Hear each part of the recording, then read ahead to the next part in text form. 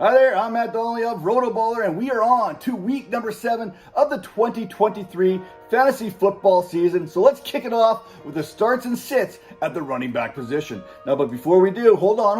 I got a couple things I got to get off my chest. First, remember, plenty can still happen between Monday when this video gets recorded and Sunday's kickoff. So make sure you are tuned in, signed up for the RotoBaller Discord channel there, where experts are there to answer all your starts and sit questions throughout the week. Second, we are at that point of the season where, good Lord, we got injuries adding up. We got bye weeks factoring. In fact, we've got 6 teams on a bye here in week number 7. Those teams include the Carolina Panthers, Cincinnati Bengals, the Dallas Cowboys, the Houston Texans, the New York Jets, and the Tennessee Titans. Yes, there are some big name running backs that are not available this week. And those include Joe Mixon, Breece Hall, Dameon Pierce, Tony Pollard, Chuba Hubbard, and Derrick Henry.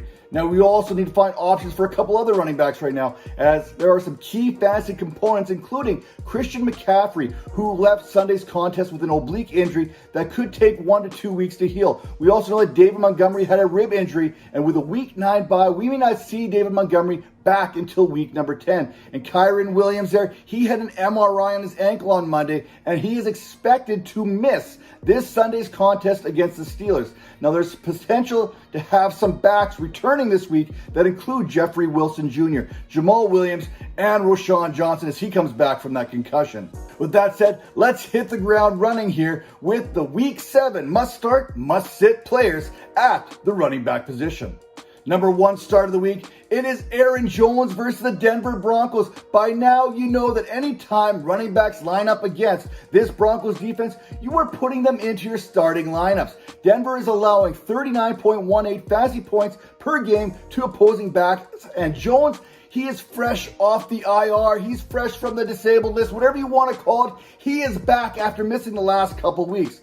Prior to the Packers bye, we thought that Jones had a really good chance to play in that Monday Night Football matchup against the Las Vegas Raiders. Unfortunately, something happened between Saturday and Monday that did not allow that to happen, but we know what? That hamstring has to be close to 100% by now, which is not good news for a Denver Broncos team that has allowed 890 rushing yards on the ground and 321 yards in the passing game to opposing backs. Not to mention they've given up 12 total touchdowns this season. Look for Jones to have a solid return in both the run and the pass game this week. Another running back that I love this week is Isaiah Pacheco taking on the Los Angeles Chargers.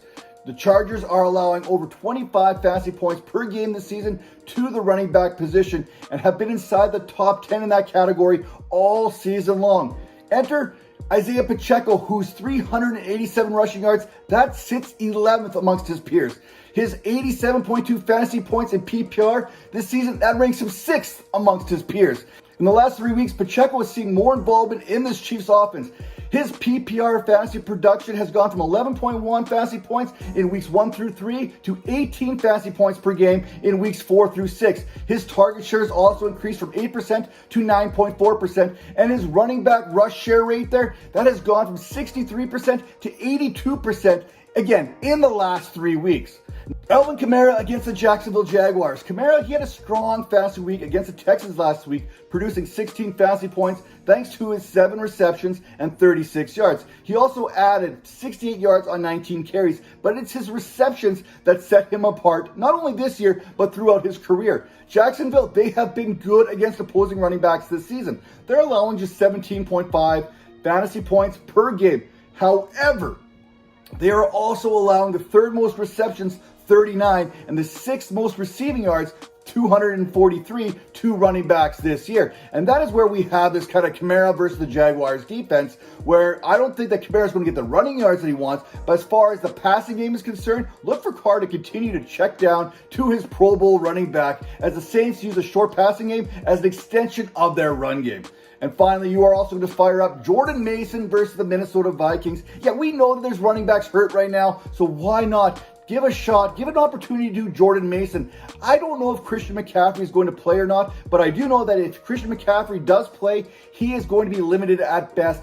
And Jordan Mason, whether McCaffrey plays or not, is going to have flex appeal. After the McCaffrey injury, it was Mason who outsnapped Eli Mitchell 15-2, including 7-0 in the 2-minute drill.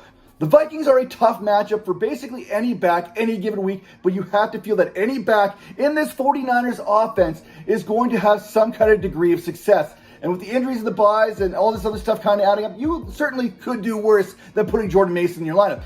In last week's loss to the Browns, Mason scored a touchdown and he averaged 5.4 yards per attempt while running 9 routes. That's some good opportunity there. How about a couple more deep sleepers here, including Craig Reynolds, who should assume plenty of the role left behind by David Montgomery in that absence there, as well as Rashawn Johnson versus a historically weak Raiders run defense. Although if Fields misses, this Bears offense could be a complete dumpster fire.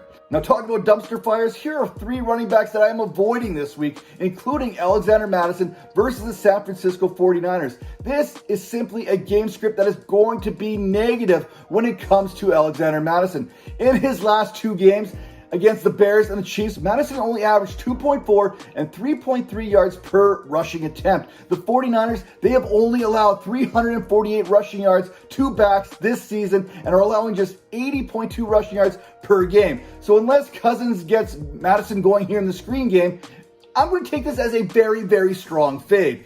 We are talking about 18 carries for 44 yards against a Bears defense that is certainly not in the same category as the Cleveland Browns or the Detroit Lions. Now, another running back that I'm sitting this week is Rashad White versus the Atlanta Falcons. I love what this Falcons defense has been doing to opposing backs all season. Sure, they've allowed 499 rushing yards to date, but yet they have yet to allow a single touchdown to a running back on the ground. Now, they have allowed 2 receiving touchdowns, but they have limited the yardage in that area to just 104. Now, add that all up, and you are left with 14.22 fantasy points per game, which is the 3rd fewest in the National Football League. What's most alarming is from what we've seen from White recently is that opportunity share. It's gone from 89% back in week number 4 to just 58% in week number 6, and that was coming off the Buccaneers bye. This is also considering his competition for touches is averaging just 1.7 yards per carry. I'm looking at you, Keyshawn Vaughn. And 1.5 yards, I'm looking at you, Sean Tucker, per game. So how is he not getting more opportunities? I don't know, but I do not like it. Now, the other running back I don't like this week is Travis Etienne versus the New Orleans Saints.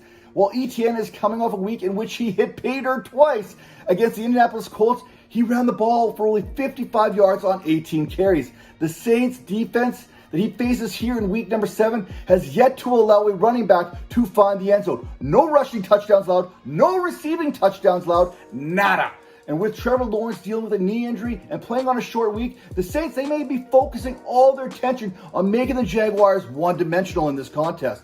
Houston, they did have some success as Pierce ran the ball 13 times for 34 yards and Devin Singletary ran the ball 12 times for 58 yards, but that's only 3.68 yards per carry between the two of them. And if you don't have a quarterback like Trevor Lawrence to take some of that pressure off of Etienne, I don't think this is going to work out very well. So once again, let's hit the ground running with the Week 7 running back starts and sits. Any running back against the Denver Broncos is a must start, and this week that honor belongs to Aaron Jones, who faces a Broncos team that has allowed over 1,200 yards to running backs. Isaiah Pacheco versus the Chargers. Pacheco has seen an increase in his opportunities in 3 consecutive weeks and faces a Chargers defense that gives it up in fantasy.